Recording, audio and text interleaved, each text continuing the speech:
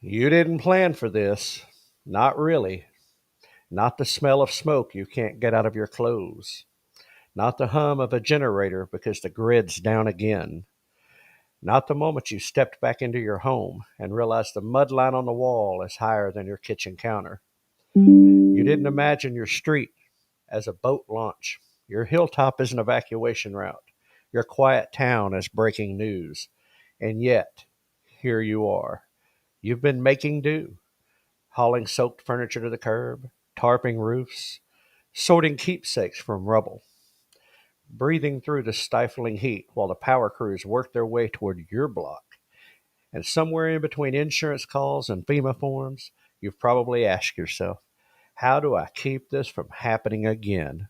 Or at the very least, how do I make it hurt less next time? That question, the one you feel in your bones right now, is the same one we ask in the homesteading world. Not because we expect hurricanes or fires or floods every week, but because we all know life will hand us something. And when it does, we'd rather be standing on solid ground, literally and figuratively, than scrambling for our footing. You might not call yourself a homesteader, and you might even think that this life is only for people with 40 acres and a milk cow.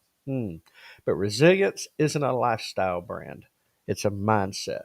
It's a shade for the animals in 110-degree heat. It's a fire break before those embers arrive. It's rainwater catchment before the clouds disappear for months. And it's not just about food or land, it's about people. Neighbors who will carry buckets with you, friends who show up when you're ankle deep in mud, a community that rebuilds together. Because here's the truth, storms come in more than one form. And right now, there's a different kind of hurricane spinning, a storm in the economy, in the headlines, in the decisions being made far away from your hometown. The U.S. China trade truce is ending, and economic winds are picking up. Global tensions are heating like a wildfire, blazing between capitals, burning up stability you thought was a given. Inflation still lingers like a slow drought, drying out the soil we all depend on. And if you felt the pressure on your paycheck, I know I have, in your grocery bill or in your peace of mind, you felt a kind of disaster too. Oh, it might not topple trees in your front yard, but it can topple plans and dreams and security just the same.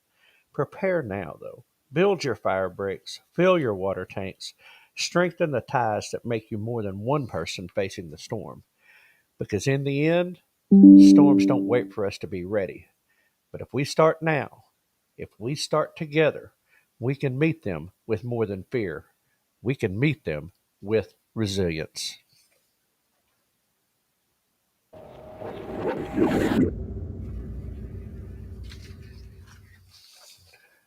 Good morning and welcome into the Farm to Table Show Saturday edition, everybody.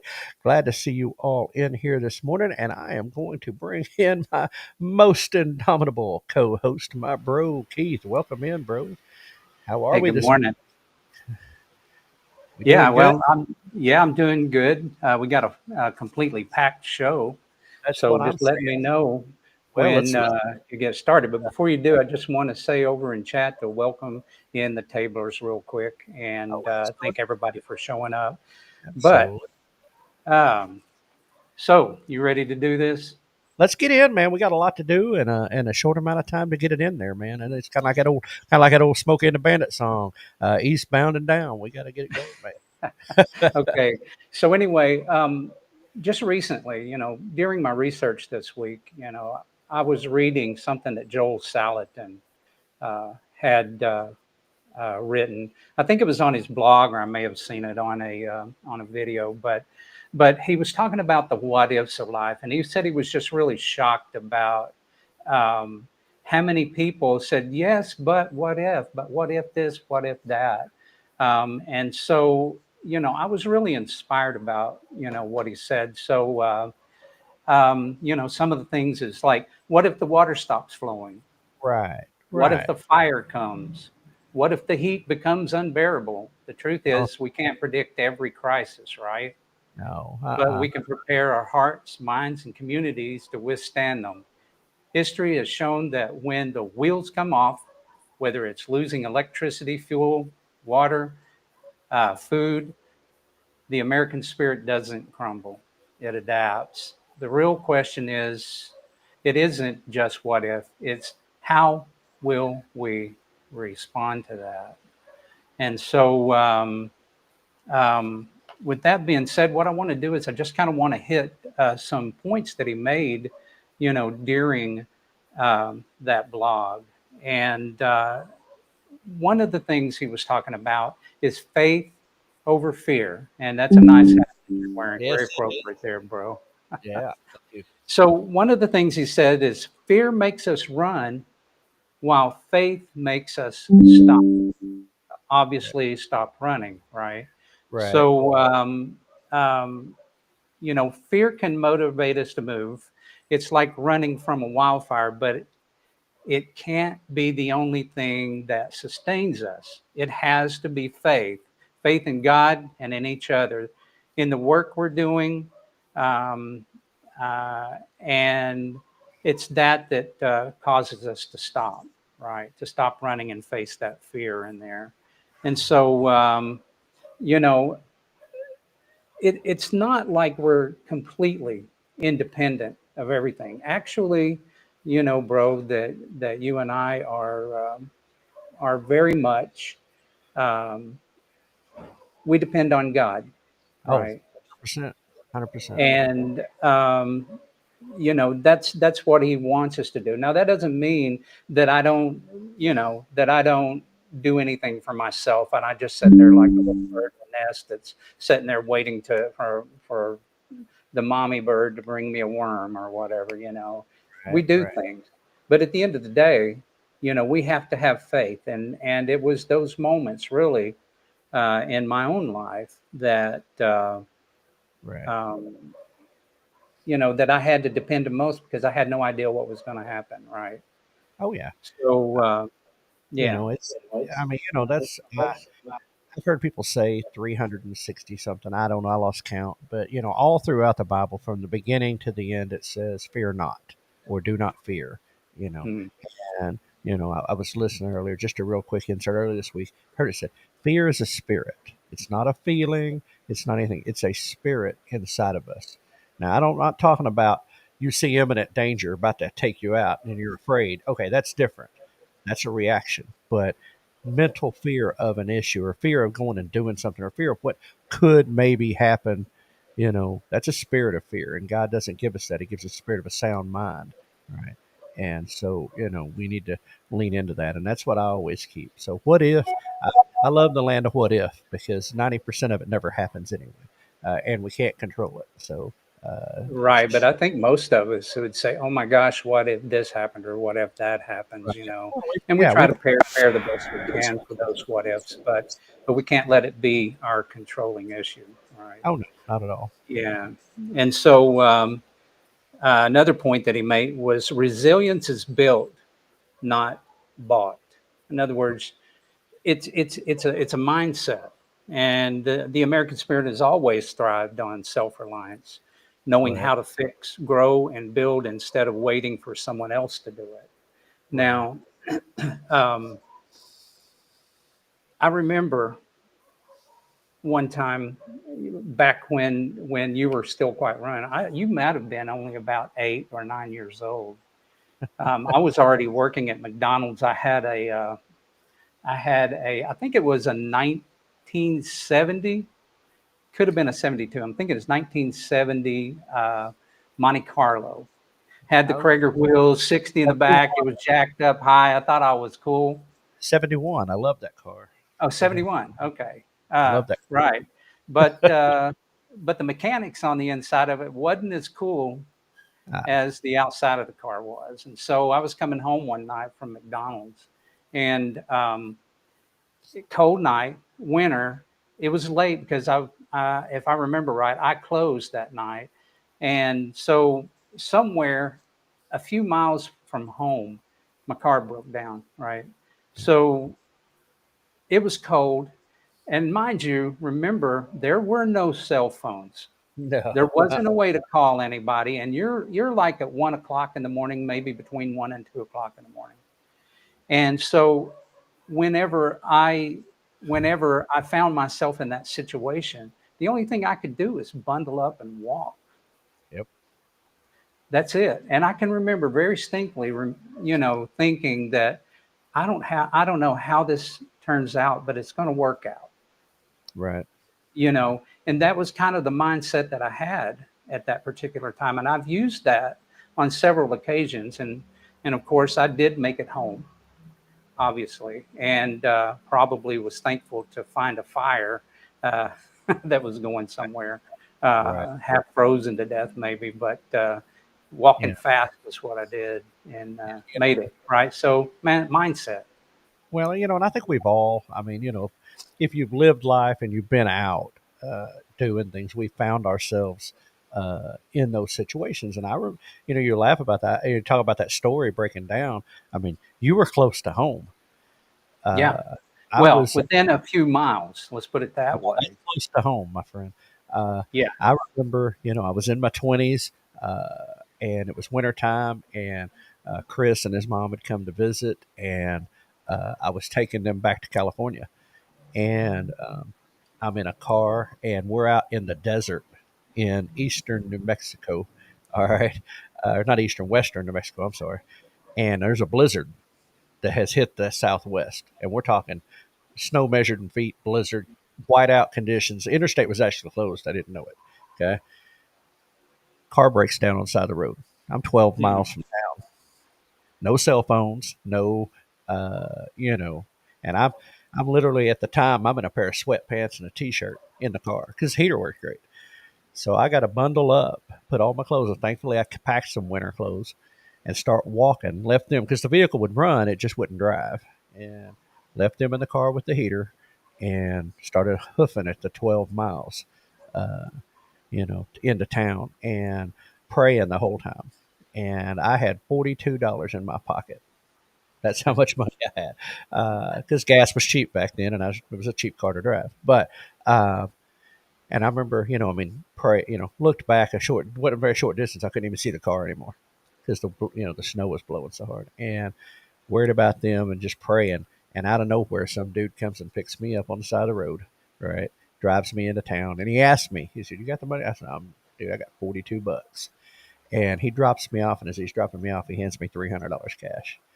And and it was like tow bill was $100 just to get it into town, and so, but yeah, like you said, it's going to work out. You just got to pray, you got to trust in the one that's got control. But yeah, when I settled up and was heading into town, I was scared to death. What am I going to do? I got a wife and a child in a car in a blizzard in the middle of the desert, nobody around for miles, yeah, those scary moments happen, but you got to persevere. You got to put your head down. You got to, say some prayers and start making something happen, you know. And so, and there was no cell phone. So, I mean, the only way to get help was to go walk for it, you know. So, Yeah, exactly. So here's another point that Joel Salatin brought out, and that was that in every historical collapse, within 90 days, new systems and solutions emerged because people refused to give up. yep, absolutely. It's that human resilience. It's that, um, the most basic of human instincts is self preservation. And so, when everything about you is falling apart and you can keep a cool head, you're going to do okay. And, um, it does take that. And I could see 90 days. I could. By the time everybody goes from, through the phases of denial that this is happening, in through the phases of, what do we do and adapt and, and slowly begin to piece it back together, I could see it taking that time frame. But, Yeah. So, some people, you know, what do you call that? It's a survival instinct. Some right. people kind of call that the American spirit, and I guess it's a little of both. But Yeah. um, So one of the other things he was talking about is preparedness isn't paranoia. It's a commitment to living in a way that keeps your community going no matter what. And so he brought up the part about community, and that's kind of what I found is that in the community, hey, everybody wave at my wife back there. Hi, wife. Uh, Captain Coffee. so anyway, So he was talking about the mindset and he, kind of a legacy mindset Right. and why we do hard things. Yeah. Whether it's digging a well, building a fire break, or canning food, the work we do today is part of a bigger mission. That survival isn't just about getting through a crisis, it's about creating something worth surviving for. Right. And of course, this is exactly, what he said. He said, treat your work as sacred, noble, and beneficial to your community. And Right. so having that community mindset is to me, a big deal. So, overall, what we're talking about here is resilience. Oh yeah, 100%.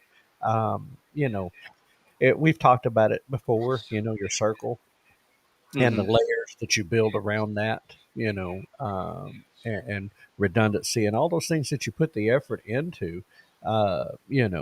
It is a work of love, I say, because I mean, not only you love, maybe you love what you're doing, but it's for those you love, and it's for, when the hard times come, and I have been trying since we discussed this, got onto this topic for this week, trying to find the interview, and I can't, and the name is escaping me, and I have yet to be able to trigger it in the brain. But Nick Freitas went out to a well-known homesteader. I just brain is dead. I can't think of his name, but anyway, during Hurricane Helene, right? And in Western North Carolina. And everything, they were prepared in every way. They had everything covered except communication. They didn't have, they were cell phone and internet based communication outside of their little pocket of people right around them.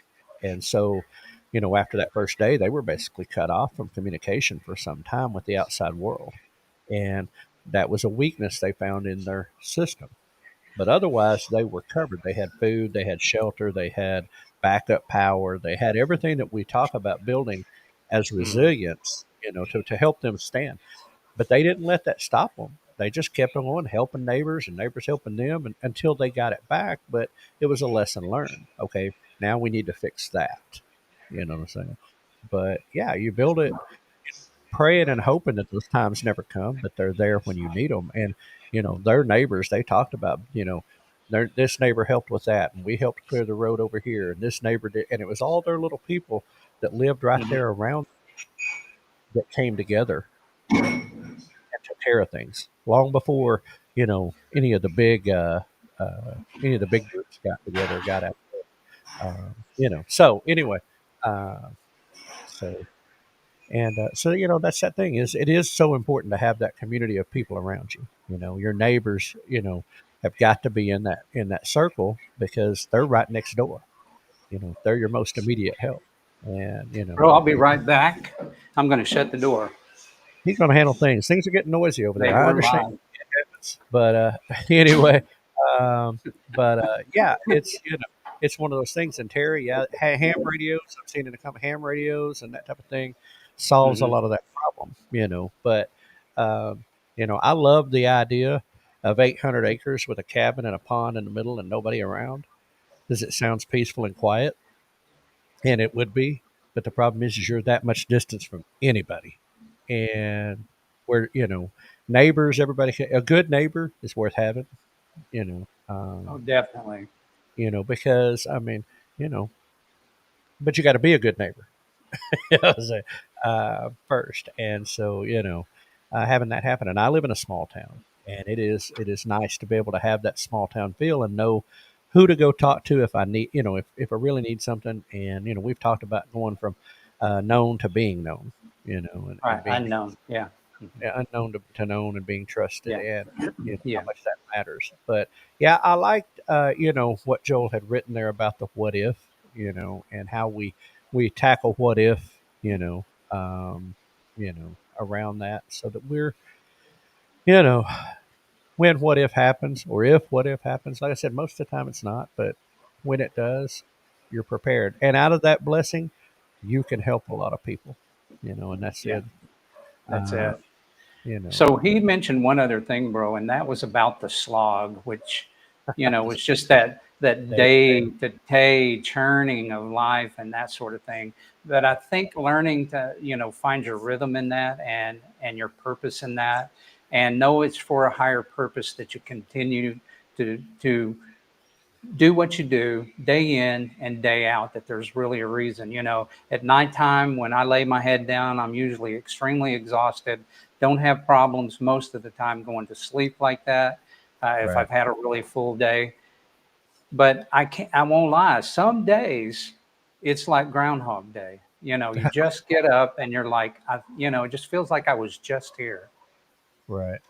And And that, so learning to deal with the slog was something that he said. But anyway, I want to move on, because I want to get into the section to where we actually get into the practical advice we of, gotta we're, you we're time restrained, so yeah, let's we're under time restraints here. So anyway, these are some practical solutions, yep. um, that that we can put together, and do. And when I was going through all of these and coming up with it, it reminded me of different things in my life, that to where we had to deal with some of these things, not all of these things, but some. And this particular one is staying cool without electricity. Now, listen, we did have electricity in our house, but what we did not have in the heat of summer is an air conditioner when I was growing up. That's right. Um, and I'll be honest with you, I remember a little fan that we had, Right. um, but these were some ways that we stayed cool, and some of these really resonated with me. So one of them is create a breed, not a crossbreed. Open windows on opposite sides of the home, and use battery operated fans or hand fans to push hot air. Now, what this reminded me of was whenever I was really, really young, I would say, "Mom, Dad, I'm hot." And Dad would always say, "If you be real still, you can feel a breeze." And before you knew it, I was asleep. Now I look back on that now, I was thinking, well, he was just being clever, wasn't he? But Yeah. yeah. So I mean, of course, we had the windows open and that sort of thing. Another one of those routines is evaporative cooling, and that's where you hang a damp sheet in front of an open window or a fan to cool incoming air. Now Right. I've done something similar to that, but not exactly that. Right. Then here's another one. Now, I think most people do this. Cooling the body. Soak a bandana or a towel in cool water and wear it around your neck, wrist, or ankles, or all three, Right. as hot as it gets out there sometimes. So I think a lot of people, have done that. And so, but here was another one that really resonated with me. And I would love to hear over in chat how many of the tablers over there actually have experienced this. Um, Sleep low and outside air. Sleep on the floor or in the coolest part of the house. Move sleeping to a shaded porch at night if safe. I've done both of those things. Yep. I've slept on pallets in the floor just to be able to stay cool. Yep. And at Granny's house, they Open up. had the old fashioned front porch that went all the way across the front, right? And and some of my uncles, we were both pretty close to the same age, Right. and we would go outside on the front porch just to stay cool and sleep all night long. Yeah. And now, I don't know if you ever did that or not, Oh bro. yeah. Oh yeah. We slept Did you outside a really? lot. Yeah, because it was the only. I mean, it was the only way to get any kind of relief because there, by the time I started going up there as a teenager in particular and older, mom and dad had graduated to an air conditioner in the living room, water cooler in their bedroom, and I had a big window fan, um, that brought air from outside across me. Right. So I was living in high cotton compared to what you had, but Yeah. uh, but I do remember going to Granny's, and up there, and no AC. I mean, you had fans, but that was it. And so, yeah, we'd sleep outside any chance we had, and doing that. I remember Dad telling me when you were living in Phoenix and he came out there to work with you, uh, Mm. sleeping on the back porch because it was cooler out. Because it was, it was It cooler. was cooler out there, huh? You Huh. know, so yeah. Uh, For but some reason I didn't remember that, but now that you say it, I think he did do that. But I thought maybe he did that because he wanted to he well, I wanted to think I smoke wouldn't want to or smoke. Well, whatever. that was a 50-50 draw. But Wanted I to didn't know it was because he wanted to stay cooler out there. But But Dad later, when he got air conditioning, and even with the water cooler, but when he moved air conditioning, I mean, he kept his room like a meat locker, man. I mean, the thing was cold. Uh, but uh, yeah, growing up that way, no central air, and I thought back to it, with Mom, uh, other than when her and Dad were in, like long term, when Dad was needing to be in long term, Harold, Mom never had central heat ever. oh, I you know, know, I you know. know, and didn't want it, didn't want it. And so, I mean, remember we walked in the house the last few years after Dad had passed. You'd walk in that house and you'd feel like you were going to die because she had it so warm in there. But to her, she felt great. Yeah, Oh yeah, she was acclimated to it. Yeah. right. So, But yeah, I just yeah, wanted to yeah. bust Terry's chops here from TNT Homestead. He says, "I don't remember not having AC. I'm sure we didn't early. I just don't remember it." I'm just like, Terry, man, I thought you were my guy. Like you were down with the struggle, you know. yeah. So anyway, Uh, yeah, yeah. So yeah, yeah. I mean, I Now am a Janet, bit older, so that. well, now Janet said as a kid they had no AC up there. Yeah, I see that. Right. And see, there we go. So Right. that's what I grew up, and Yeah. those are some of the things that we did, to beat the heat in the summer. Yeah. Um, so anyway, I guess we ought to move on just a little bit. Little bit. We're kind of bumping it. Yeah, so a little bit about staying cool. Um, Shade first, use tarp, shade cloth, and even old sheets to shade sun facing windows and animal pens. And so you got to take care of the animals as well, right? During uh, times like that. So, Mhm. fire preparedness and prevention. Create a fire break, clear brush, dead grass, and flammable debris at least 30 feet around the home or outbuildings. Right. Emergency water access. Store water in barrels or trash cans with a bucket nearby for dousing embers in case fires do start, right? So Yeah. smoke prep. Keep an N95 mask on hand for wildfires, wildfires and Smoke days. smoke days, not just for pandemics. Okay, so yeah, N95s are a good thing to keep on hand. And here's something that I found interesting: a go bag. I think a lot of people call them bug out bags, but that's thinking really apocalyptic. But you know what?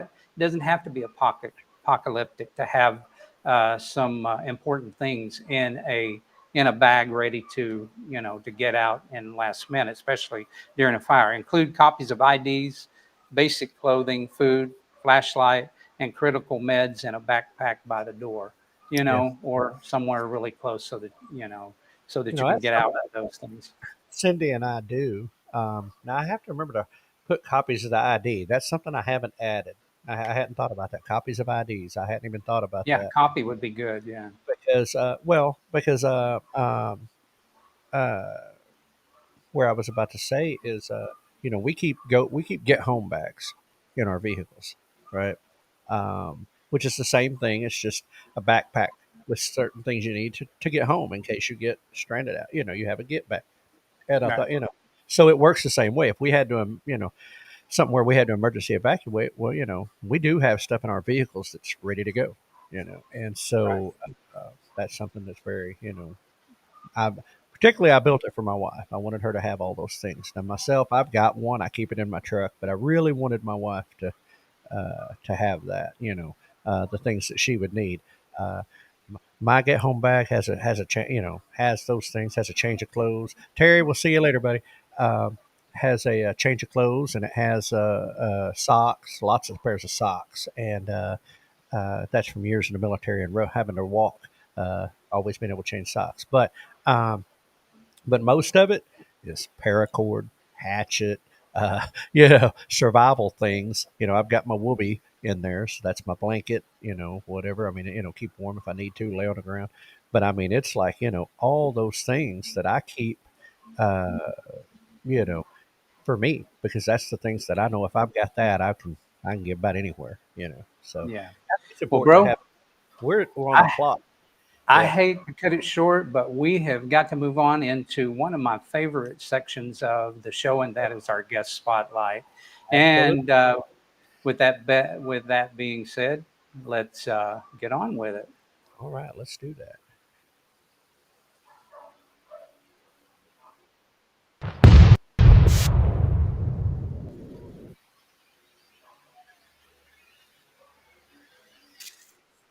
Think these are just noisy lawn ornaments? Think again. We reveal why these feathered friends are the ultimate homestead helpers.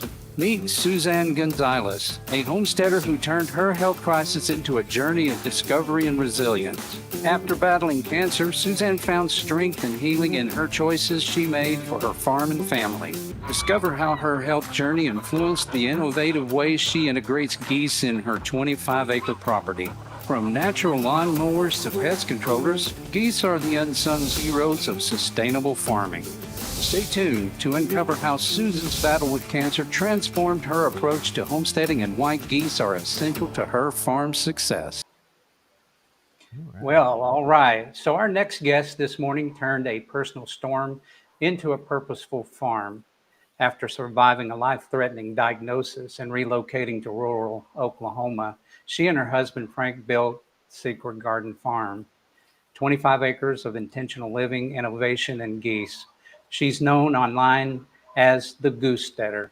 And if you think geese are loud and mean, our next guest might just change your mind. All right. Here we go. There we go. There Hey, she is. Morning. hey. Me and Keith both doing controls at the same time. Never good. Oh, that's right. We're tripping over each other. Try it Yeah. again. So, Suzanne, thanks so much for coming in onto the show again. You know, um, Suzanne, she's got a heart of gold. I remember, and bro, I don't have a heart of gold, but she's the kind of individual that she not only grows things and raises animals, but she knows how to cook also. She Well, prepares a lot of things. I see on her channel a lot of good food, and fortunately for me, I was a recipient to some of the things that they prepared at the Oklahoma Homestead Rendezvous last year, and you it didn't was share. really, really. I know, and that's what I was going to say. It was really, really tasty, and it was so tasty that I didn't even share it with Ryan. Oh I know I was no. probably supposed to, and I'm making a confession here, right here in front of you, and everything. So, I uh, think sorry, bro. It was that's just okay. really, really good. That's And okay so, because I went to YouTube and 10 Killer Meetup and you didn't. So well, there you go. Um, so I want to let you know that you are in the hot All seat right. right now, Well, Ryan, I'm and sorry. There was two plates for both of you that he didn't there share. was, no, yeah, no yeah. chance. But yeah, So I totally forgot that we brought you guys brisket and all of that too. Like that was one of I them was things that so just made it. good. It was so good. Yeah. yeah. Listen, when you come back, you're going to pay for that. No, anyway, Yeah, probably. And but it probably won't be caused by you. At least I hope not. It'll probably be just something that was self no, it's caused or all whatever.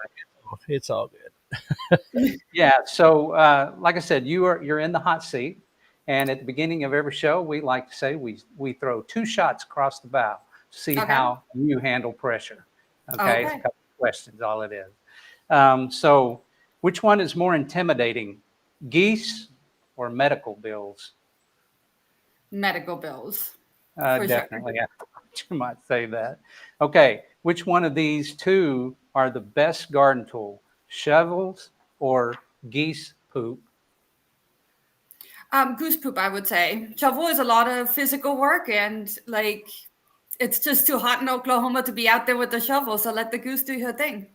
Oh yeah, absolutely, absolutely. So So we're going to do a little bit of a deep dive. And um, Suzanne, your farm isn't just producing eggs and poultry. It's helping you rebuild after some life's toughest storms. Yes. And how does homesteading tie into your personal recovery and resilience for you? Well, like when you go through a lot of medical trials, especially when you've already had a storm of your life behind you. I feel like I've lived 7 lives already before I even got to the whole Oklahoma and being diagnosed with cancer part of it.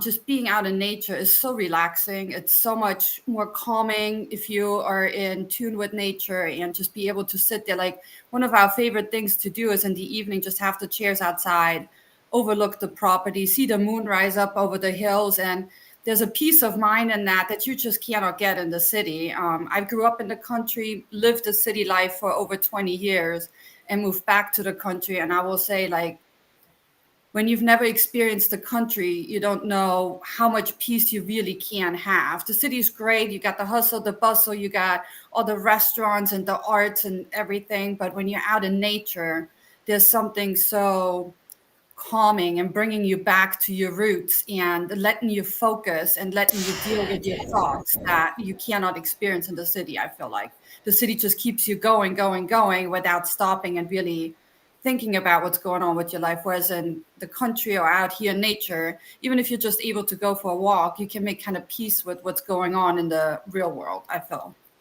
Yeah. So, you just had mentioned that the city is just the hustle and bustle, and a lot of people really like that. And we live in a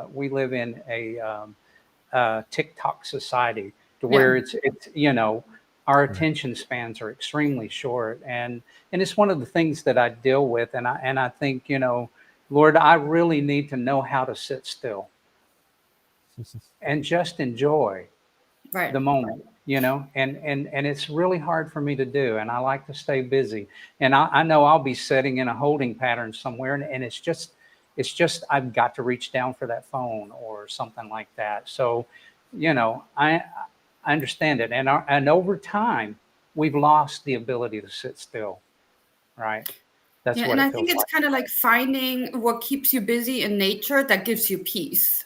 Because I totally feel how you felt. Like I lived in New York City, I lived in San Diego, so those are two major cities where everything just seems to evolve 24 hours a day. So when we came out to the country, it was dark. There was no stars in the beginning. Like the first week that we were here, like I was like, man, there's no lights, there's no stars. It's so quiet. I don't know if I'm going to be able to handle this. And now it only takes a few weeks once you live in it, and all of a sudden it's like, man, it's really loud in the city. Now you hear the noise, and it's not just the cars and the sirens, it's also all that thinking that happens in the city. You see it in people that they just cannot rest. And Yeah. out here in the country, it's like more of I need to stay busy too. Like I can't sit still for too long. But what can I do that brings me joy, that keeps me busy and on a positive path towards health, towards healing, towards mental clarity? And for us, it was the geese. Just watching them, like I mean, some of them walk around, they look like grumpy old people, and it just it makes you laugh, it makes you smile when they're like that.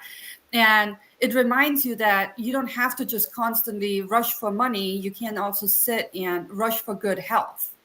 And I think that's a very different mindset that shifts once you actually get to experience it. And for us, the push is living healthier, living better, and consuming healthier meats. Right. And just, especially, I feel like the last 2 years, I mean, I don't think we were aware of how bad the food industry was 5, 10 years ago before COVID. I feel like before COVID, everybody thought you're going to get good meat out of the store. And Right. during COVID, I feel like a lot of that came to light. And that's right there towards the healing part of my cancer journey. Like I got diagnosed in 2019. By 2020, I was kind of coming out of that chemo brain fog. Sorry, my language today.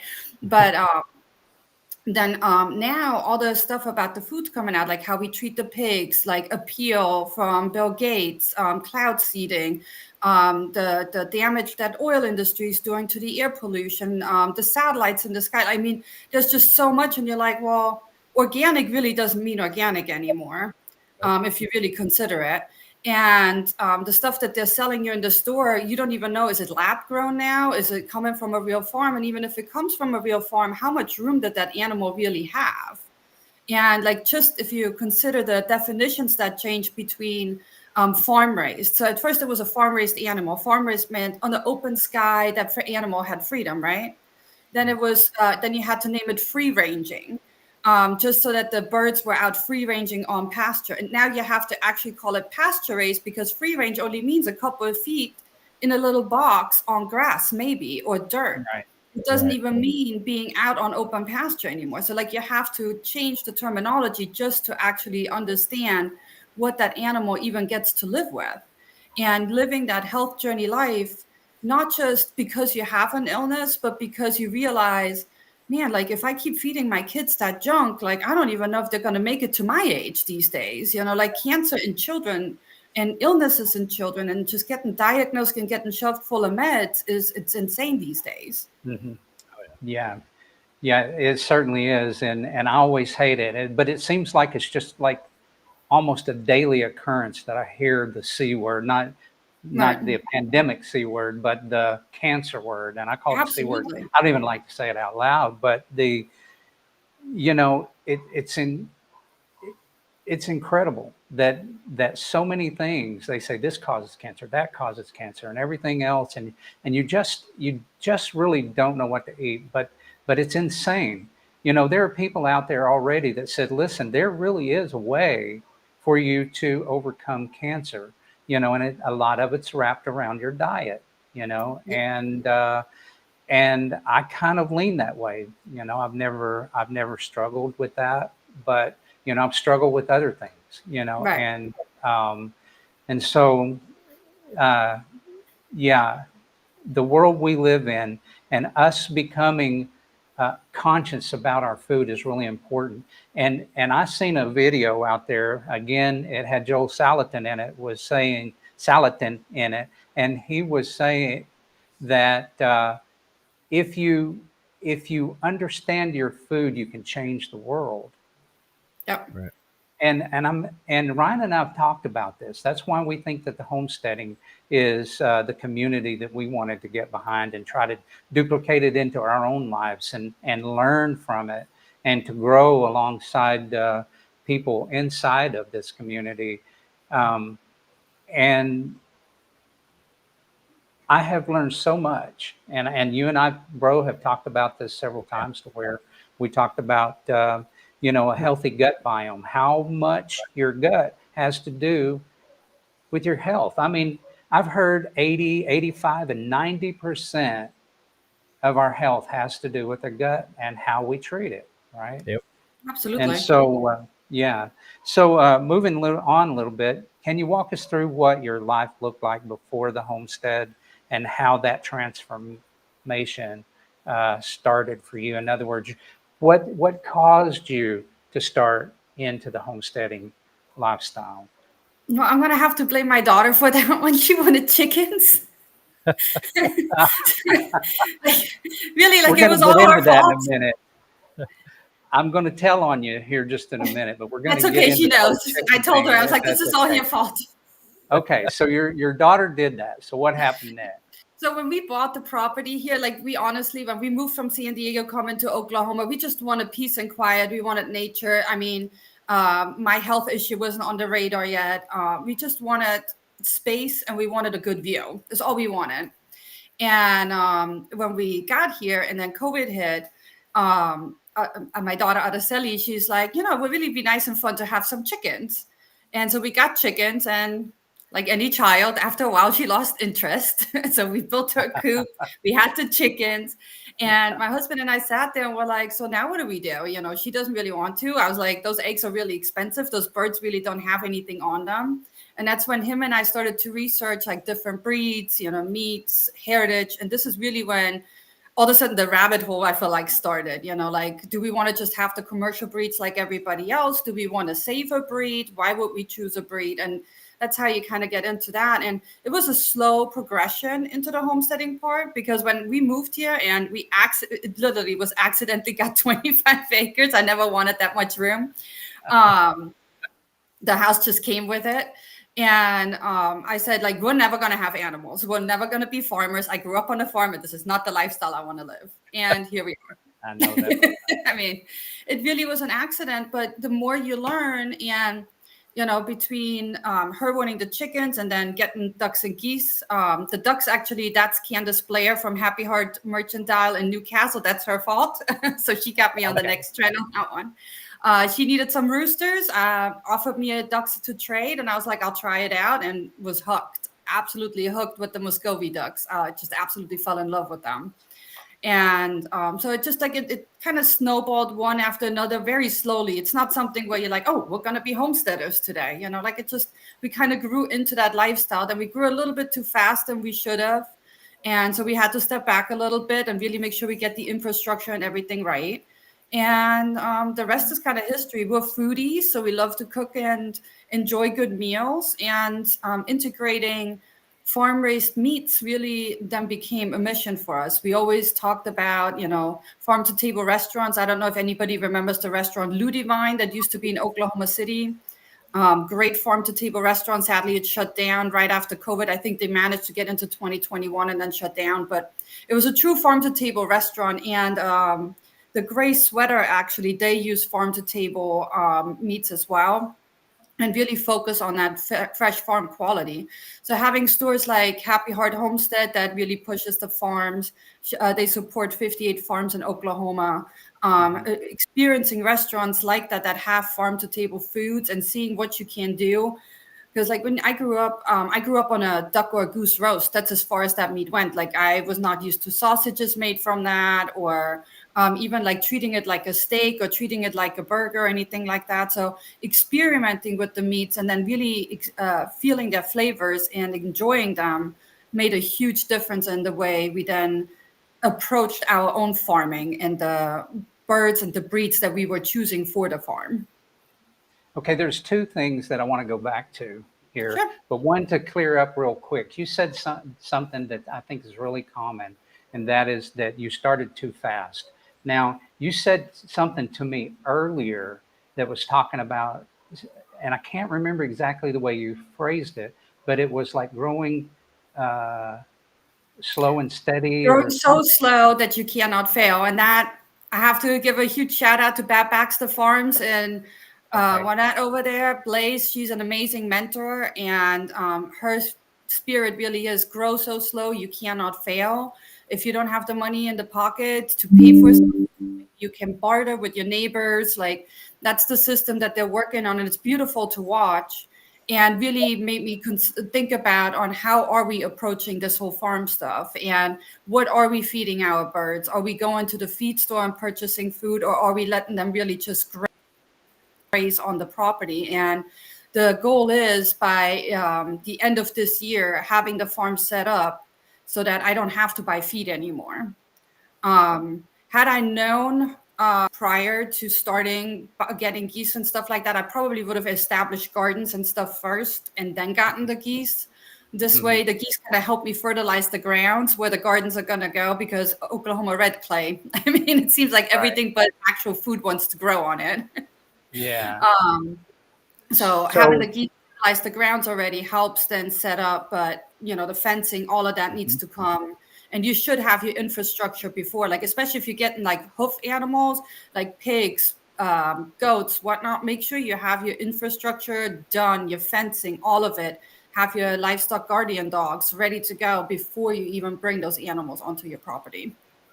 So I'll make sure that I love that saying. So I want to make sure I got it right. Help me remember this, bro. You're better at this stuff than I am. Grow so slow you cannot fail. Yep. Is that right? That Grow is so absolutely slow right. you cannot fail. I love that.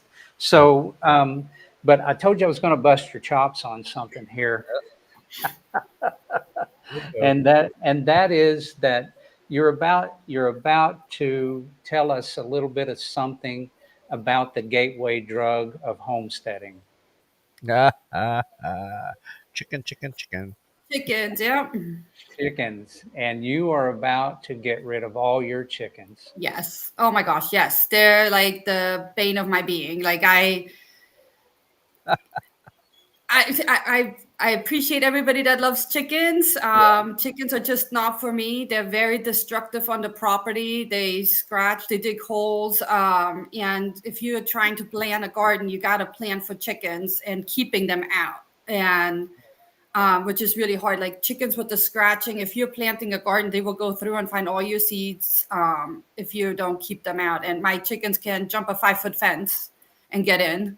And I was not ready to build aviaries after aviaries or covers and tunnels on the property just to keep everything safe from the chickens because that costs a lot of money to do so.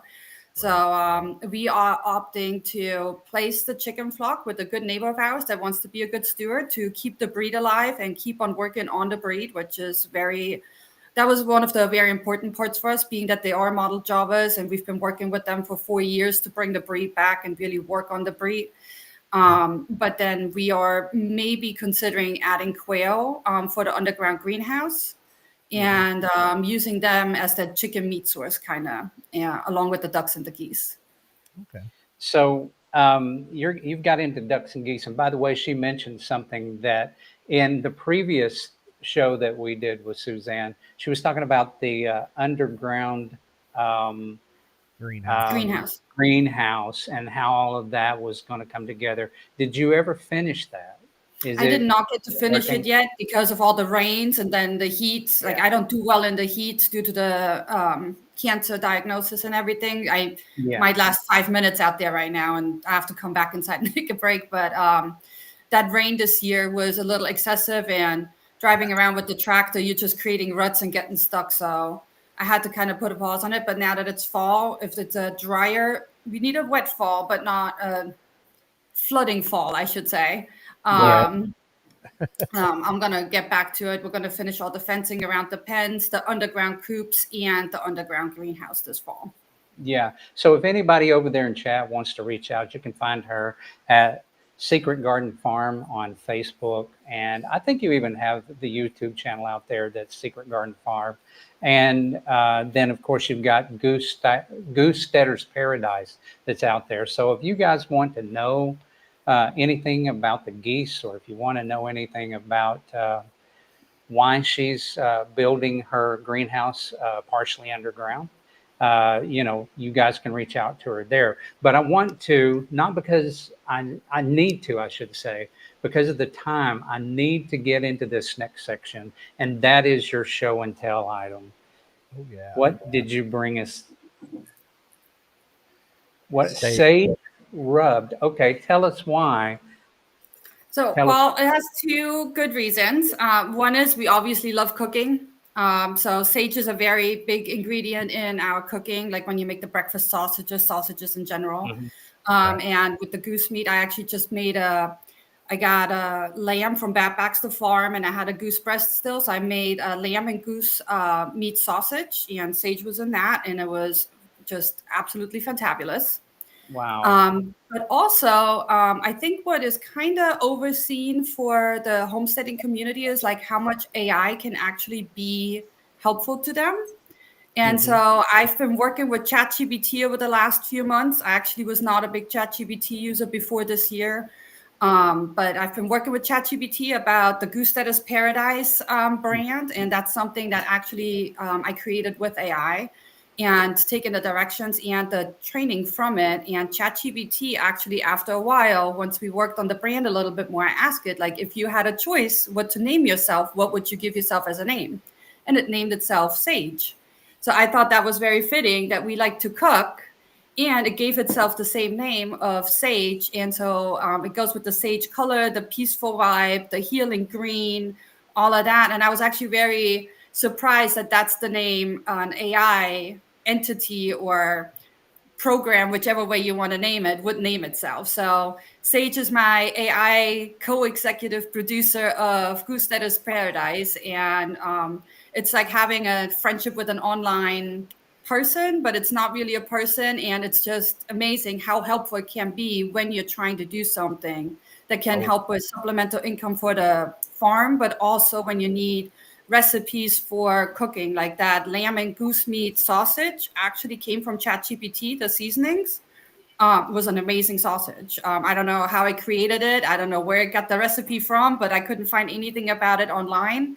So it gave me a great tip on making a great sausage seasoning. And using AI in a way that is helpful for you as the homesteader and the farm, I feel like is kind of something that a lot of these modern homesteaders are missing, especially like my generation and a little bit older. Like the new kids, they're like all hip with that. But I think for our generation and older, it definitely is a miss that we're not utilizing it a little bit more. Right. And first of all, Ryan and I use it. We do oh, because it's an assistant for us to put Right. together shows. We have ideas. We go there. We oversee them. We try not to hand over our own autonomy to it. We go through it there and we say, okay, what makes Right. sense? And because sometimes it'll spit something out, and I'm like, you need to justify this for me because that don't make sense to me. Yes. You know, right. so with control, you're absolutely right. But you begin to scare me a little bit there. Said friend. Yeah. Well, I don't know if she said, yeah, she said it was like talking to a friend. Is that what she just said? And you're creating it kind of like, I mean, it's really Right. what it feels like. Like it becomes very, the more you Right. talk to it, it does become more like your own voice talking back to you in Right. like a Mhm. way that you need it to talk. It's very interesting how it develops itself. It's definitely something to tread lightly around, I would say. But I mean, the reason I called it like an online person and stuff like that is because the newer generation actually considers it that I guess there's a study out there 25% of Gen Zs would actually marry an AI these days. Yes. I No way. heard that the Yeah, other it's a little extra on that one, but I heard that stat the other day. Did So I'll you? Oh validate my that. goodness. And Surprised you know, that I didn't come up in we conversation. used it. Now Keith got started on it first. I was real hesitant to get into it, uh, but then I started using it, especially when we were doing the morning show every day. There's no right, way I could have done that without that tool to take my ideas, take the direction we want to go, and help formulate it, put it together in a format that I could work. But right, my wife, who is, I mean, uh, how should we say, she's very smart but slow to tech. She doesn't want to go too far. But she does online resale. She buys clothing used and stuff and resells it online. And she recently stumbled into using chat to make her stock photos and help her listings. I've had chat. I just upgraded the other day. She had it 2 days and upgraded because it was, and she uses it all the time now, and as that tool to help her in her that's her side hustle, and Yeah. and yeah, it and I has think saved that's important to use it like a tool and the tool that it can be for you. So, like, one of the big issues that I see in homesteaders is they run out of money quick because there's all these projects, you need materials. Fencing is expensive, posts are Oh, expensive, huts are expensive, labor, tools, all of it. Then the animals go down, a vet bill is expensive. So, like, homesteading is really, when people say like, like you're dumb because you're homesteading, or you're rich because you're homesteading, you're really not. You usually work that fine line of being constantly broke and barely surviving. And so like um I mean, I know a lot of homesteaders that sometimes don't know where they're going to be able to either get the feed or get the materials next month in order to either improve or just keep their animals safe. And so I was wrapping my head around all of the homesteading communities, and I was like, well, I see a lot of questions online, like how can you make money with your homestead while that's not taking too much time away from you, so you right. can still focus on the homestead. And I was like, well, the only way to really do that is something that runs automatically in the background for you. Is the Right. only way that's going to happen, because homesteading takes a good 90% of your day, and the last 10% of energy that you have, you probably are feeding your family, feeding your kids, making sure everybody's getting to their games. I mean, there's just so much other stuff going on, or making sure you get that supply run into the city.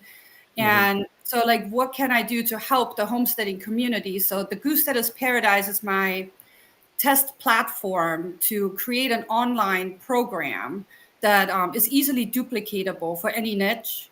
And Homesteader pretty much can do the same thing. I'm going to write a book that goes along with it that's very easy to read. And I want them to be able to just create something that creates income online for them without them having to do a lot of hours to it. So like this is going to be like money through monetization from your channels. It's all faceless channels. So you don't have to sit there personally and create these like long videos where you're personally talking. You're using AI to really bring the information you want to share out there, like planners, spreadsheets, even facts about your animals and stuff like that.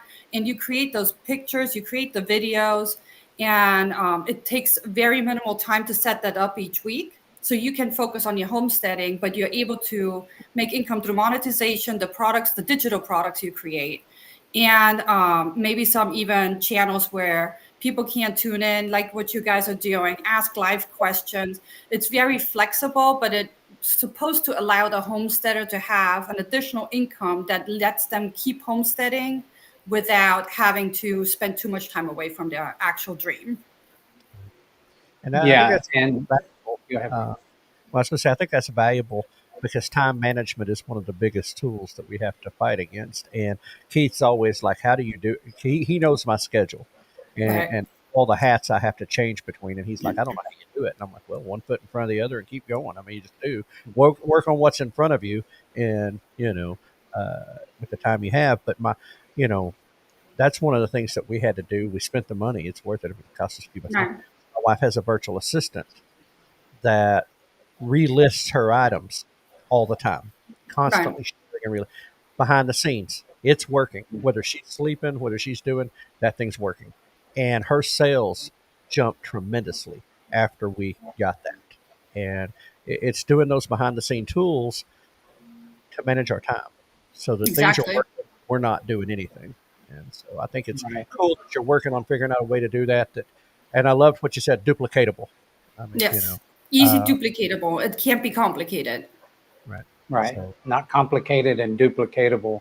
And that's in the ways that, that artificial intelligence chats and that are very helpful to us. However, I do want to put a warning out there. Don't become friends with it. It's trying to befriend you. I mean, you know, we know the conversation level. We know how it goes. so sometimes I've got it on my phone and I don't want to sit there and type. And so I'm just talking to it on the phone and oh sure, I'll be happy to help you do that. Oh, yeah, just let me know if you want to do this. Well, how about that? Would you like to go do this and things like Yep. that?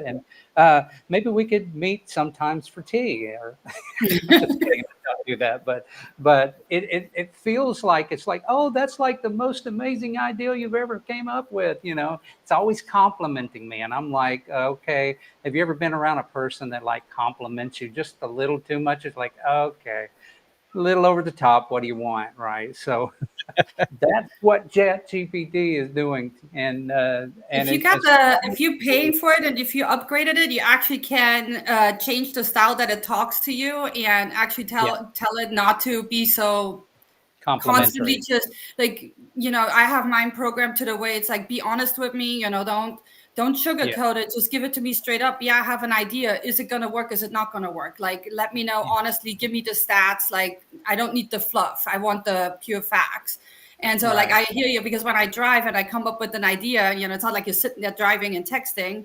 I just put it on. It's like a phone call, and you're talking to ChatGPT while you're driving, and you're creating your ideas, your formulas, your game plan, and all of that.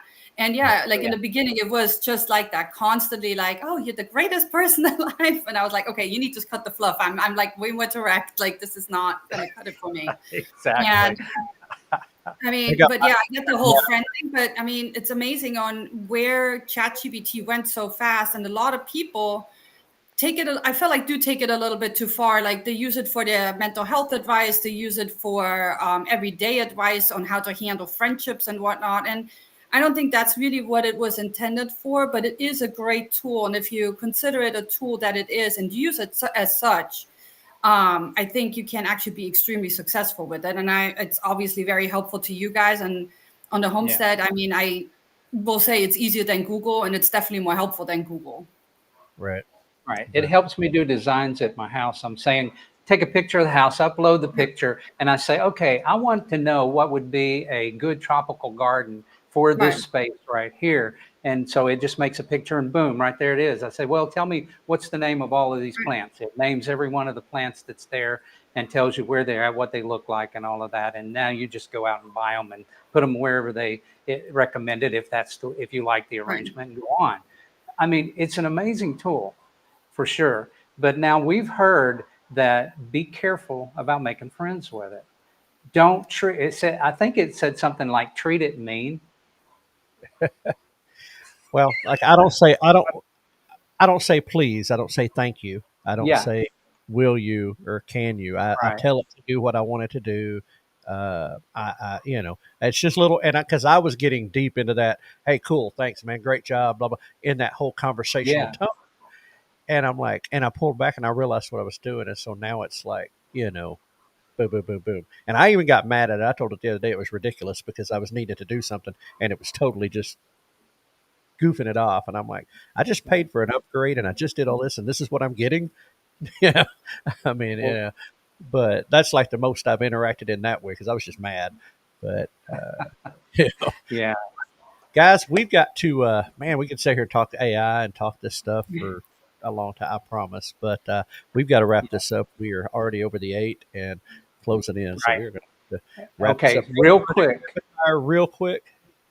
Yeah, real quick. Where can people find you?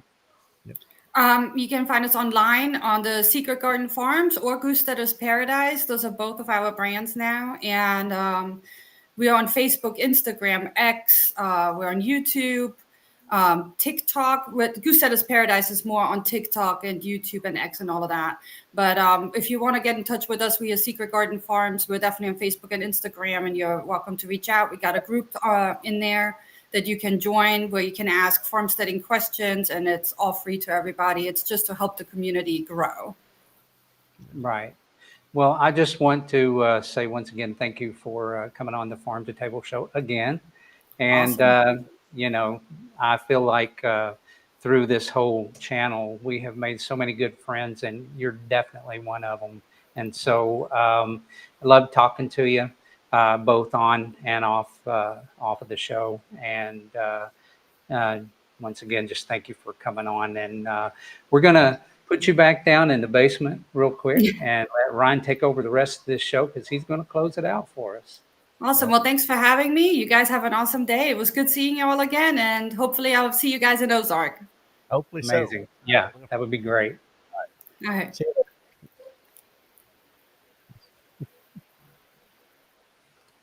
All right, bro. I'm gonna take us on out of here. So do your thing. What scene do you've got somebody over there? There we go. I can't keep it up anymore. All right.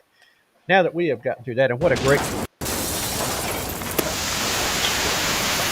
All right, that is right. It is time for today's Brain Buster. That is right. Today's Brain Buster. You're gonna love this one. It's gonna be great. As soon as I get back up on the screen, what's going on? There I am. Hey. All right. Tech is dragging today. All right, bro. Here's today's Brain Buster. Why is the time of day with the slowest traffic called rush hour? Yeah, because you couldn't rush. And yeah, I like that brain buster. It didn't make me go, what? Huh? And like This try to figure it out, but it is weird. Why? this is one of those ones that everybody's experienced at some time or I think they another. should call it more like cuss hour. You know what Right. I mean? Instead of Probably rush hour. road rage, Yeah. whatever. Yeah, it is. The slowest traffic called rush. I don't know, but anyway, I think it's that time. Hmm. I think it's when people's rushing to school, rushing to work, rushing home. Maybe I don't know, but you sure ain't rushing anywhere. That's But true. cussing may be the thing. So there was today's brain buster. Well, of course, the quote of the day. We'll move on. The quote of the day has to always be tied in, and today is no exception. So here is today's quote. When the storms of life strike, it's what happens in you that will determine what happens to you. Hmm. Isabel said that. When the Love storms it. of life strike, it's what happens in you that will determine what happens to you. Jerry Savelle. Perfect. Perfect. Perfect. As always, perfect. Yes. So I think that sums up that perfect little Right. theme It's about the resilience, it's the yeah, mindset. And I've yeah, always say, listen, maybe you didn't grow up in the perfect family. You know, right, my family wasn't perfect. They're a good family. They're right, not perfect. And certainly didn't get everything I wanted when I was growing up, and maybe no, even felt a little bit picked on, or whatever. right, And then I get a little bit older, and I didn't say, "Oh, look at what happened to me when I was a kid." You know, yep, I tell my children the same thing. I know we're not perfect, our family, and I said, but it's not about what happened to you. It's about what you do with what happens to you that counts. that's it. So That's it. I love it. Good, Yep, good, good one. Yeah. perfect. Let's reach up and check in with our friend Jack. I kind of got this out of order today, but we're going to reach up and check in with our good friend Jack and see what the weather is over in our neck of the woods. So here we go. Uh, there we go. Good morning, rednecks. It is 74 degrees this morning, August the 16th, 2025. Got a 9 mile an hour southern wind. Feels like it's 77 degrees. Dew point 70, and we're going to get to 95 today. God bless y'all. We'll see you again tomorrow. Good. All right. So there's old Jack. Well, I tell you what, Uh, he's getting his beard back. Glad to see that. But anyway, so we got the weather in. Let's run through upcoming events. Absolutely, real quick. I'll blow through these pretty quick, so pay close attention. As we were just talking about, Ozarks Homesteading Expo, September 5th and 6th in Marshfield, Missouri, coming up. 3 weeks away, and man, it's looking like it's going to be a good trip. Hope the weather's good for us. We will be up there along with a lot of other people, and sounds like maybe we might have a couple of friends dropping in up there. So looking forward to seeing everybody. That's going to be a great event. Ozarks Homesteading Expo, September 5th and 6th, Marshfield, Missouri. You can find them on Facebook and on the .coms. Just go out to the old Google machine and you can find that. Then Oklahoma Homestead Rendezvous, September 26th and 27th at the Southeast Expo Center in McAlester, Oklahoma. Tickets are on sale. You can go out to Facebook or out on the Google Oklahoma Homestead Rendezvous.org, but you can go to Facebook, Oklahoma Homestead Rendezvous. Ticket link is over there. We've got it on our page as well. So you can find that to get tickets. Listen, if you're a vendor, if you've got things you make, if you've got things you sell, there is still plenty of space for vendors. This facility is huge. We have got a lot of floor space, and some more vendors are welcome. Whether it's food vending, whether it is you make things, you got home products, whatever it is, and the vendor fees are very reasonable. But Very reasonable. very reasonable. But again, Oklahoma Homestead Rendezvous.org or on Facebook, Oklahoma Homestead Rendezvous, to find out more information about that. The lineup is great. Leon Sloan from Gardening with Leon is going to be down there. Dwayne Hall is going to be down there. Of course, we're going to be there. I mean, hey. Uh, there's so many more. The speaker lineup is out as well, and it's going to be a great event down there. There's going to be a music fest. We got music. We got food. It is just going to be a good time. So it's a great place to bring your products. Somebody else is going to be there selling, so you might as well be too. So make plans for that. Uh, Homesteaders of America Conference, October 10th and 11th, Front Royal, Virginia. That's cooking up, getting ready to go. Tickets are sold out, but now I don't know if there's anything on the secondary market or not, but that's going to be a great conference. Louisiana Homesteader Conference, Friday, October 17th, Saturday, October 18th, in Bossier City, Louisiana, at the LSU Ag Extension down there. Good conference. You can find their information out if you go out and Google out Louisiana Homesteader Conference. You can find the information on that. And of course, 2026 Okie Homestead Expo, March 20th through the 21st, 2026, Mays County Fairground, Pryor, Oklahoma. The lineup is building. Things are getting good. It's going to be another great year there. They did an early bird on the tickets, but I think the regular tickets will be on sale soon. And then, of course, 10 Killer YouTube Meetup, Lake 10 Killer, Oklahoma, April 17th through the 19th. And Mid America YouTube Meetup is at Lake Texoma this year, May 15th through the 17th. You can find all that information on Facebook out there on those pages. So anyway, that is the upcoming events that I currently have. There will be more to add. I know Modern Homesteading Conference is in June of next year. Its dates are already out. More to come. But anyway, bro, that's a wrap Yes, for today. sir. We got to get here. The Yep. Farm to Table Show, Saturday edition. Thank you, folks, all for joining us as we strive towards building stronger communities for now and in the future. Thanks to all of our tablers that were in and out of the chat. Love seeing you guys over there. And we are seeing the chat. We are seeing what's going on. That's right. If you enjoyed today's episode, don't forget to hit the old like button, give us the thumbs up, share it with your friends, and subscribe to our channels on Facebook, YouTube, X, and Rumble. It is the best way to stay connected and help grow the conversation about food, farming, and community. I do want to take one quick pause. Guys, share, share, share, share, share. We are 125 subscribers away from our 1,000 mark. 125 away. That's not that far. Share, share, share. Let people know we're out there. That's the only way this spreads. That's the only way the message spreads. If you agree with our message and you agree with what we're doing and you love us and support us, like I know all of our tablers do, share, share, share. Get the word out. Anyway, Right. Oh, by the way, you could become a tabler too. All you got to do is hit that subscribe button, and you will be one of the tablers. Show up, become a true blue tabler right here on the Farm to Table Direct show, where we say connect and grow with the Farm to Table Direct or the Farm to Table show. yeah, What's wrong with me? yeah, Direct. it's all that work this week. Anyway, Yeah. until next time, keep your vision growing. Good food starts with great people, just like you. And remember, as Greg's already said in the chat, hashtag stronger together. Keith already said hashtag connect and grow. Hashtag think outside the big box store. Shop local. Hashtag tablers unite. And hashtag, shout out to my friend Kane. Hashtag rural recovery.